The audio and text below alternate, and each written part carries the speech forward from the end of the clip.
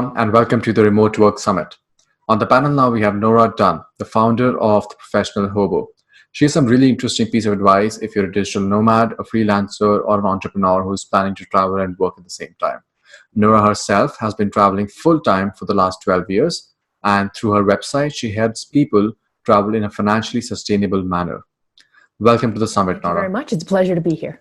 It's really exciting to have you on the summit, Nora. I think a lot of the freelancers, a lot of the digital nomads on the summit would love to learn about how they can become financially independent and how they can build a lifestyle for themselves, just like the way you've done over the last 12 years. So just tell us a bit about your background, how it started, your journey so far. Well, the journey started in 2006. I was busy running a financial planning practice in Toronto, Canada, when I decided that I wanted to embrace a lifelong dream of traveling the world long-term and immersively.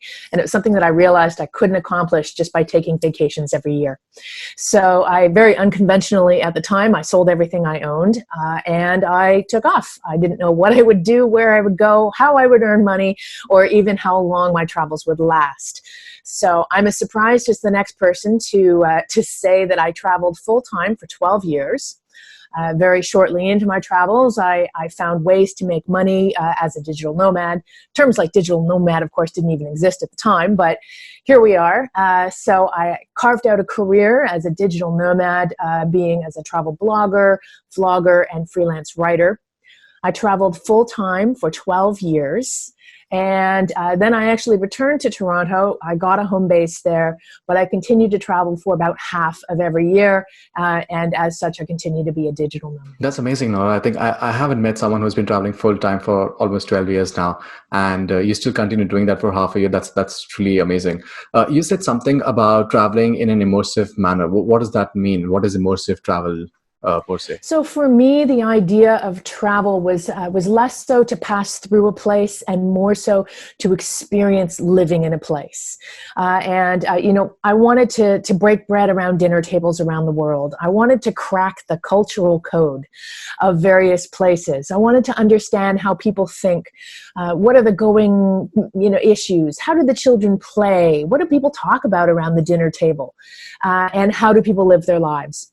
And that was something that I tried to accomplish with vacations, but I found that every time I came home from a vacation, I had more questions than answers. And I realized that in order for me to experience life around the world, I really had to commit to it. Understood. I feel you there because, cultural fit it's a big thing over there because while you're traveling extensively, it takes a lot of effort and a lot of times people just bounce from one location to the other. But if you give yourself enough time, if you give yourself enough space to actually spend time in a particular location, you actually understand what's really happening over there. And I think that's a really important part when you're traveling, maybe full time. So you said you've been working at the same time, you've been working while traveling. What is that like? Is it really possible for you to work while you're traveling, while you're on the move? Is it full-time working or is it something else? It's 100% possible to work while you travel. It is, but it's not easy. I'm going to give you that caveat right there. I do work full-time. Being an entrepreneur of any kind requires a lot of work. It requires a monumental amount of discipline and motivation. And that's something that can be very difficult when you're traveling the world because, of course, right outside my doorstep on any given moment is an amazing destination that I want to explore. And yet I have to, spend time on my computer earning my living. So that was one of the things that really inspired me, really necessitated me to travel slowly. For me to experience a place and start to understand the rhythm of a place and make friends and meet people and whatnot requires me to be there for many weeks, if not months. If you think about going on vacation, you're not working at the time, so you've got 2 weeks in a place and you're out every day, you're doing touristy activities and it's go, go, go all the time, but in terms of actual travel activities. For me as a digital nomad and many other digital nomads, it's a balance between working full time and then at the end of the day, you close or the end of your work day, whatever that looks like, You close your computer and then you go out and discover whatever's on your front doorstep. So it's done slowly, it's done immersively, and it's done in a way that is very, when I go out, I'm going to the grocery store and getting my supplies. I'm, going to whatever special interest groups or meetings or whatnot, meeting people, both locals and other travelers. So it's a very slow way to experience the world.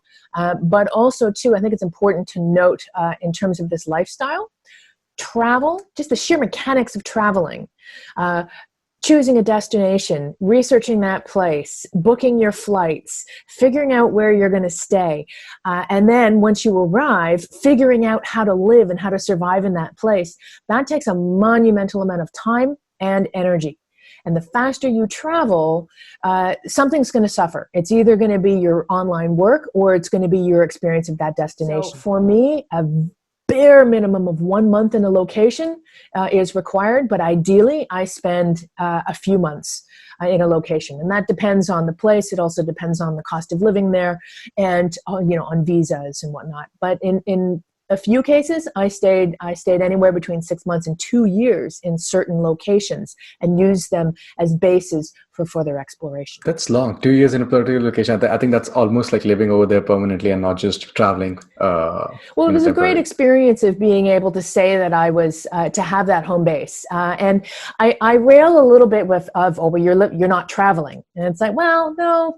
I think travel is a state of mind, more so than it is an act. Because when I had a base in the Caribbean, for example, for 2 years, but I regularly traveled from it for a month here and 4 weeks there and 3 weeks there. So I was always, and even just my own experience of exploring the island that I was living on I did it as a traveler. And it was, I think that it's important to note that once a traveler, always a traveler. And in every place you go, if you have that intrepid way of being, it doesn't really matter where you are. You can be a traveler. I agree completely. And I think I loved your point when you said it's not easy to travel and work full time at the same time. It takes a lot of effort. It takes a lot of motivation and discipline.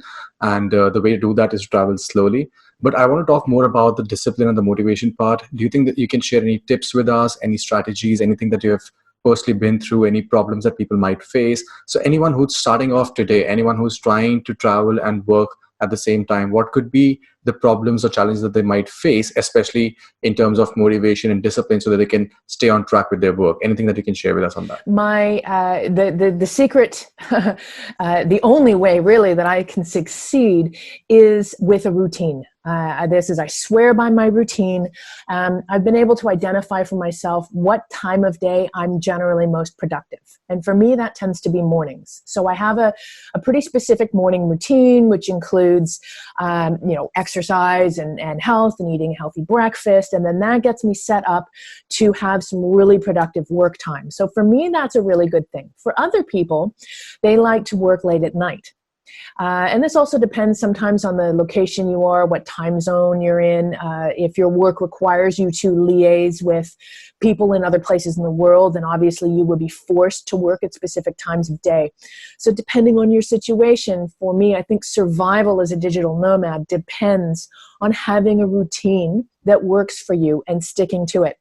Why? Because discipline and motivation are two factors that are crucial for the digital nomad lifestyle, but not everybody has an innate amount of discipline and motivation. Not everybody has that internal kind of drive to work when you want to go out and play. And I mean, we're all living around the world and living in amazing places around the world because we want to experience life in that destination and to really knuckle down and do the work that needs to be done in order to enable that lifestyle is not easy for a lot of people. So for me, the trick is having a routine and sticking to it. Other people I know use there's a lot of tools out there. There's the Pomodoro technique, and there's apps that you can set up on your computer that prevent you from having any distractions and then don't allow you to log into Facebook or whatever it is when you're in working mode. So if you know yourself well enough to know that you are liable to distraction, then just implement the tools that you need to do to keep you on track. Absolutely. It's very, very important, very crucial to have a routine, like you said, and for each person to identify when they're most productive. Like you said, for me, it's middle of the night. I'm most productive at night when there's no distraction, no one's trying to call me, no one's trying to email me. At that time, I can do the best work that I can. So that's again a personal preference here. But like you said, you need to have a routine. You need to have the right tools. It could be a timer. It could be distraction-free apps. But whatever you do, you need to have that personal motivation and discipline in place if you're trying to be successful as a digital nomad, as someone who's traveling and working at the same time. I feel Absolutely. the next thing I would like to talk about is financial planning when you're just starting out. What can you do? How to start? How to go about it? What are the first steps that you can take to plan your finances and to make sure that you are financially independent and not going to put yourself into debt just because you're traveling full time? So there's a few things that I specifically recommend to people who are starting out as a digital nomad. The first thing is get your financial house in order. If you have debts, clear them. Because to have to continue to make payments on debt while you're traveling is going to come at a cost, and it's going to come at the cost of your experience on the road. Maybe you're making enough money or not in order to continue to pay those debts. So if at all possible, get your financial house in order, clear all your debts. Also, make sure you have some savings. At the very least, I suggest that an emergency fund should have at least enough money to get you home in an instant. So in the event of emergency, let's say you get a call from home, there's trouble, you need to be able to get on a plane from anywhere in the world with a moment's notice and be able to make it home. Now that also is instrumental too in terms of it may not be a call from home that inspires you to go, but perhaps you realize you're done or perhaps you're ill. Travel insurance, gotta have travel insurance to hedge your bets. Do not be one of those people that says, I'm not going to get travel insurance. I'll just rely on crowdfunding if I get sick. It's insulting as far as I'm concerned, but I won't go there right now. So that's very important. Also, make sure you get the foundations of your online career established before you start traveling. Because don't do what I do, because I did it wrong, right? I started traveling full time, which unto itself for me, learning how to live on the road and how to travel and starting to carve out my personal style of travel was really time consuming and also very energetically consuming. At the same time, I was establishing my online business. And to be perfectly honest, one or the other consistently suffered. So if I was really focusing on the business, my travel suffered. And then when I really focused on the travel, my business suffered. So do yourself the favor. Before you hit the road, make sure you have the foundations of that business up and going. My third piece of advice is if you are selling everything you own in order to travel the world, don't use that money to travel. Because at some point, you may well want to set up another home base. And if you have no money to do that, then you're not helping yourself. So make sure if you sell everything you own or if you sell a bunch of your belongings to travel, make sure you set that money aside as seed money to set up a home base again. Also, there's a decision to be made with regards to, do you want to keep all your stuff? Do you want to pay for storage? Do you want to keep an apartment while you go travel? All of that comes at a cost. So it's important to take a really critical look at your finances and a really critical look at your lifestyle as well.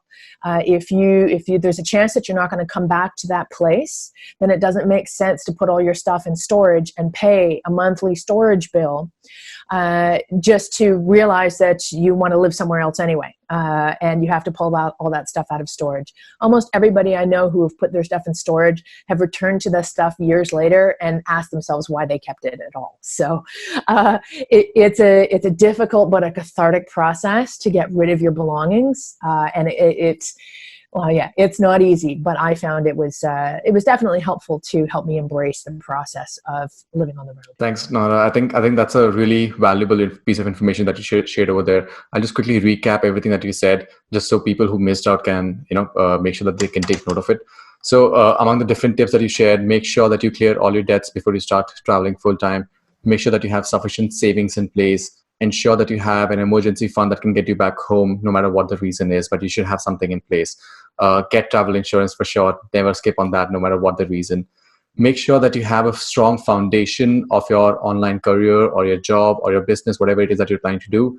You have a strong foundation already in place before you start traveling full time. And don't use up all your money if you're selling your assets. Make sure that you have some sort of a seed fund for your future home base already in place. You do all those things, and then you are basically becoming a more responsible person before you even travel full time. So if you're thinking of traveling and working and becoming a digital nomad, even for a short period of time, make sure that you have these things taken care of. I think that's really important information that you shared with us over there. Thank you so much for that. Now, I feel the next thing I would like to discuss is what kind of jobs, what kind of careers, what kind of things can you do while you're on the road? And is it possible for someone to take care of their clients, their partners, their team, whatever business, whatever job that they're doing on the road? Is it possible that you can do it while you're traveling full time? It depends on the job, obviously, but I have been amazed at the leaps and bounds that have been made over the years to allow many people with a variety of different kinds of careers to be able to work in a location-independent manner. I read, I don't remember where I read it, so it's not really take it for what it is, but I read somewhere that 40% of the workforce will be or have the ability to be location independent within the next few years. And that's really important. It's also important to note, though, that not all of that 40% of the workforce will actually be traveling full time. It just means they have the ability to work from anywhere. For many people, that means just working from home and being more available for their families. But then for other people, that opens up the possibility to be able to work from the road part-time or full-time. So I guess there's a few different major categories of work that you can pursue as a digital nomad. One of which would be telecommuting. So that is where you have a job for an employer, but that employer does not require you to come into the office, or at least not all the time. So meetings are done through video conferencing, emails. There's lots of programs, project management, task management programs that coordinate teams. So it's very easy. There's more and more companies these days that don't even have offices or headquarters, and they hire all of their employees remotely. So that's one form of work. Another form of work, of course, is to be an entrepreneur, start your own business. And that business could be as varied as your own experiences as well. I know obviously, when people think of an online business, they think of, writing or writing code or, do web design. But really the world of online businesses is so much larger than that now. You don't have to start and run a website in order to make money with an online business. Maybe you want to do voiceovers, or maybe you want to do illustrations, or there's a lot of different things that you can do as an entrepreneur that doesn't require you to be in one place. The last category of employment would be freelancing, which is kind of it's an in-between. You're kind of working for someone else, in that as a freelancer, your clients are kind of your boss as well. But you'll have many of them. So you're also an entrepreneur in that you are managing the jobs you take and who you work for and when and how. So freelance examples of people doing freelancing would be, travel writing, of course, is an example. But really, again, anything that you might do as an entrepreneur, you could potentially do as a freelancer as well. Thank you so much. I think that's two interesting pieces of information you just shared with us. First, in the next couple of years, roughly 40% people will have the ability to work remotely, which what that means is that if they want, they can be location independent. They don't have to necessarily travel full time, but they would have the opportunity. They might have the ability and the tools and a particular skill set or a job that allows them to work remotely. So that opens up a lot of opportunities for a lot of people. And for people who are trying to figure out how they can set up this kind of a lifestyle for themselves, I think those three categories are very important. You could either be a remote employee, which means that you're working with a company in whatever capacity you're doing right now, and that company allows you to work from home. That company allows you to be location independent and work from wherever you want to be. Or you could become a freelancer, in which case the same skill set is being used to service other clients as an independent business owner. But if you go a step ahead and set up something of your own, you become an entrepreneur. So you could either be a remote employee, you could be a freelancer, or you could be an entrepreneur.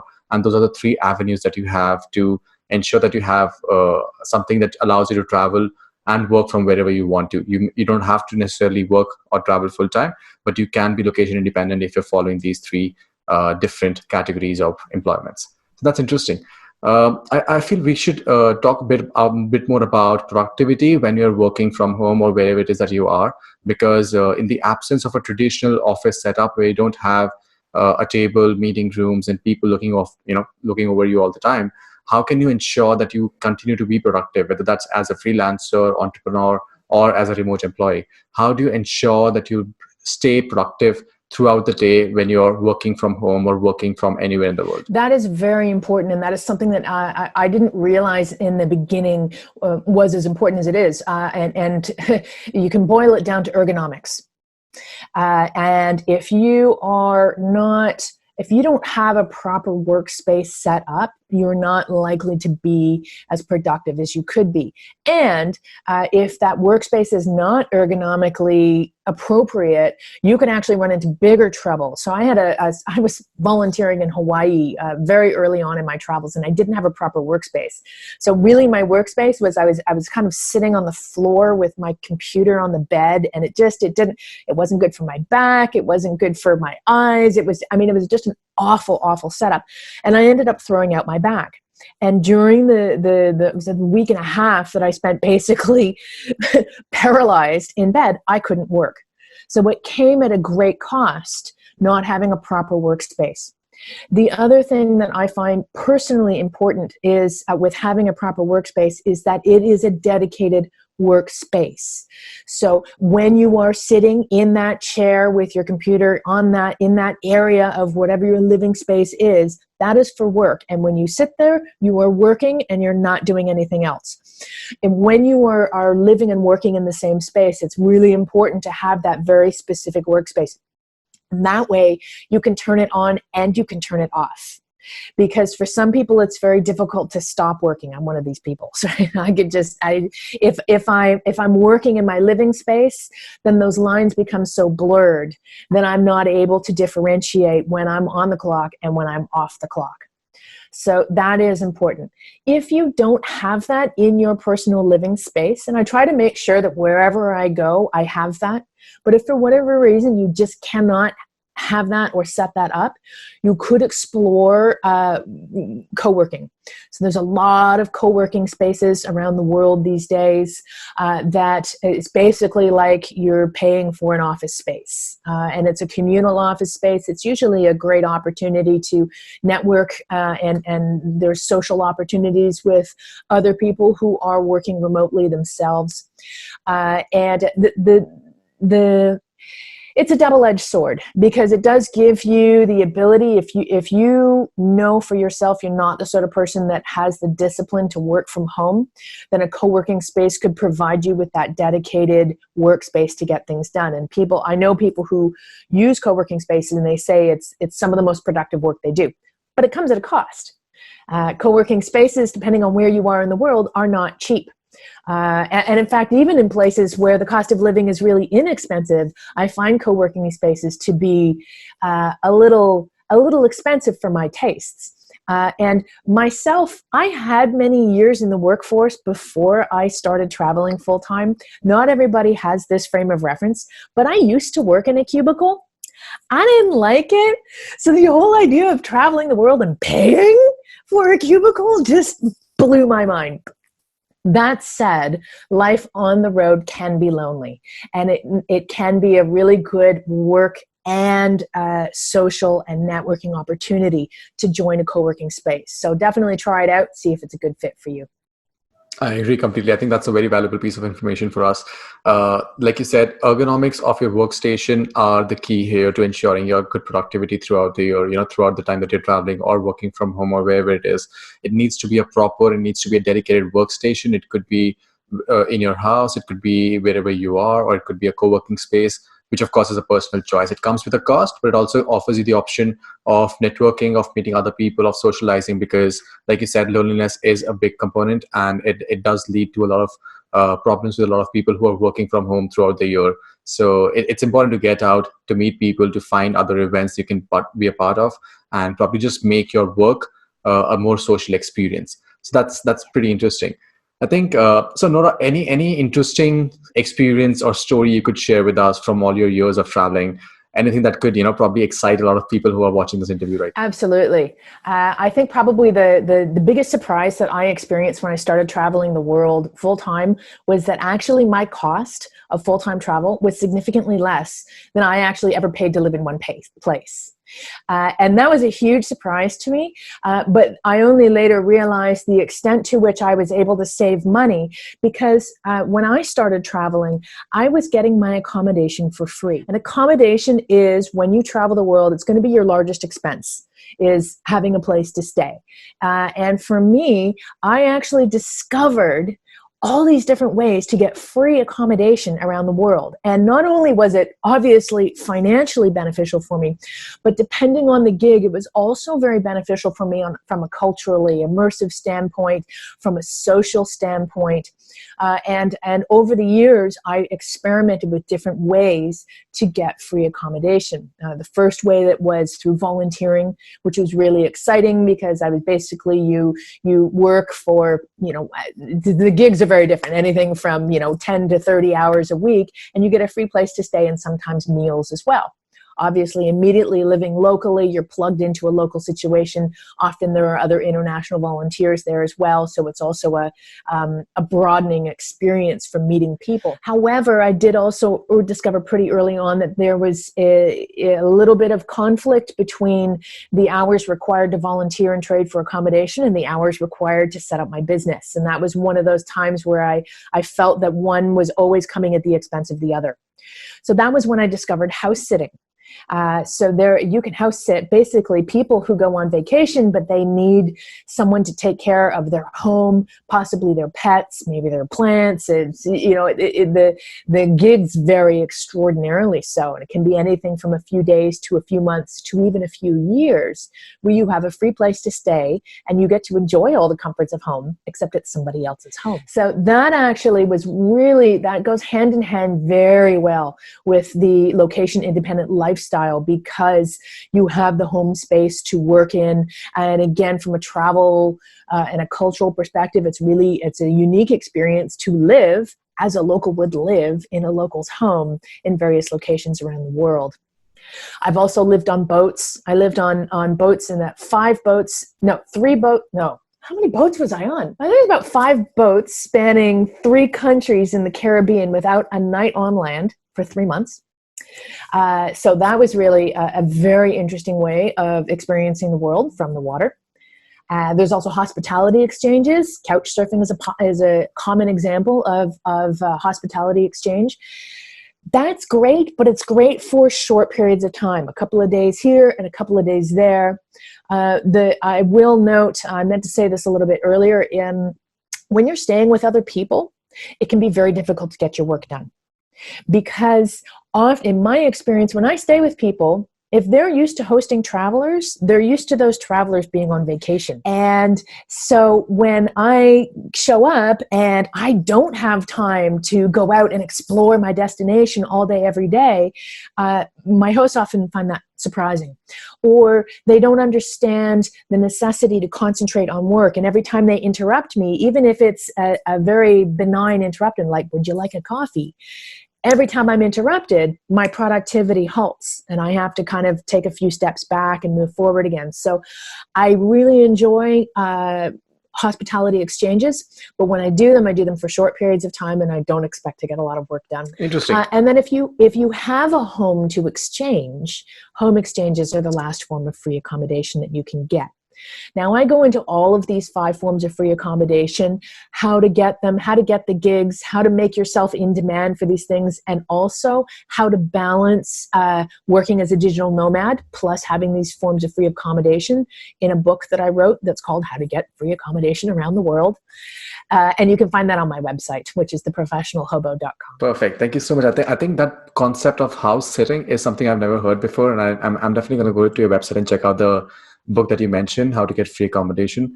A link for that is going to be on this page as well and on our resources section. So anyone who's interested can quickly check it out. Perfect. I Brilliant. think that was really productive. Thank you so much, Nora.